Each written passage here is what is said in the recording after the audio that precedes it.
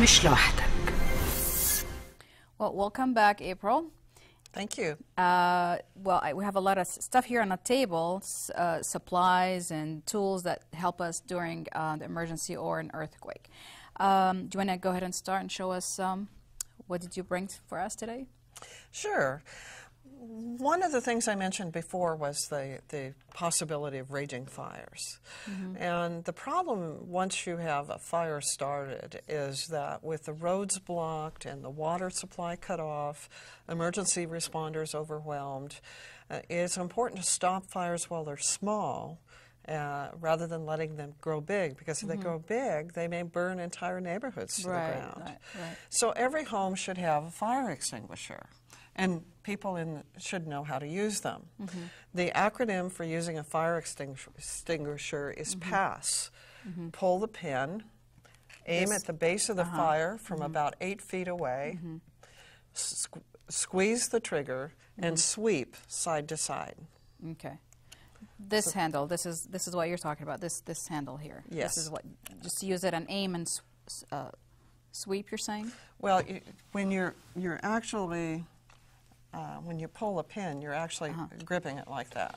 Okay. Okay. And so you've got the hose that you're going to pull out from the from the edge. But the instructions are here, and I see it. Yes. It's self-explanatory. So if you've forgotten how to do it, just look at the instructions. And the other thing most communities can do is they can sign up to take free fire extinguisher training at their local fire department. Okay. So how many of those do we need at home, for example? At a minimum, one in the garage and one in the kitchen.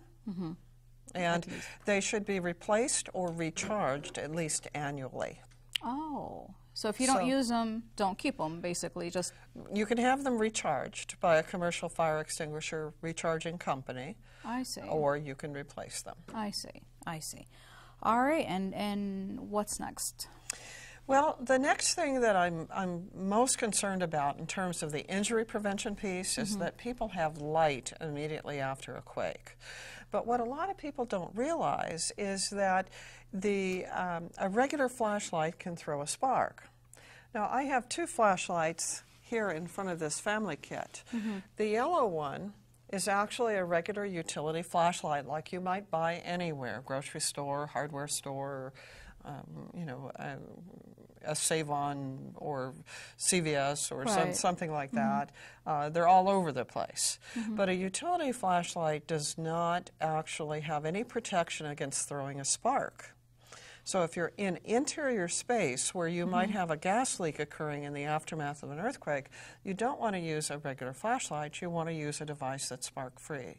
Right. Now, the orange one pictured there that looks very, very similar is actually got an MSHA rating on it, which stands for Miners Safety and Health Administration. It is a spark-free flashlight and will not throw a spark if you in a leaking gas. So it should say on it, it's spark-free. You can turn the light on without creating a spark. I see. Okay. But I mean, it should say on the label that it's spark-free, right? Yes. Because to me, they both of them look the same to me. So I mean, it's just. And if I were to pick it up and actually roll the barrel, you could see the imprint right on the barrel of the flashlight. But you do need to be aware of that when you shop for extra flashlights. It's fine to have lots of extra utility lights. The less expensive ones you can buy in a lot of places. But certainly in those first few moments after the quake, you want to be sure and use a light that's spark-free. Absolutely.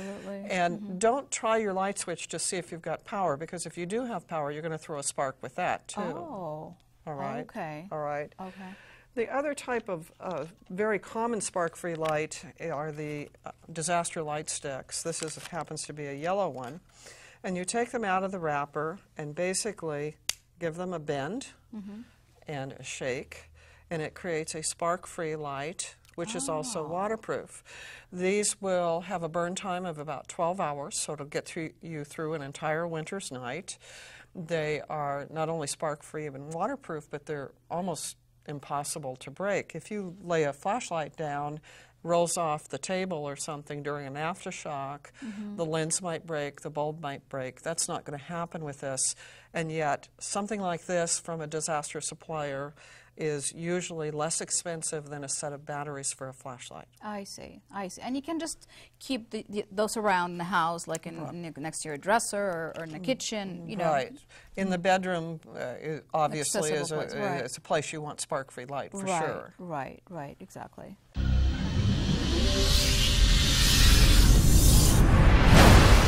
مش لوحدك.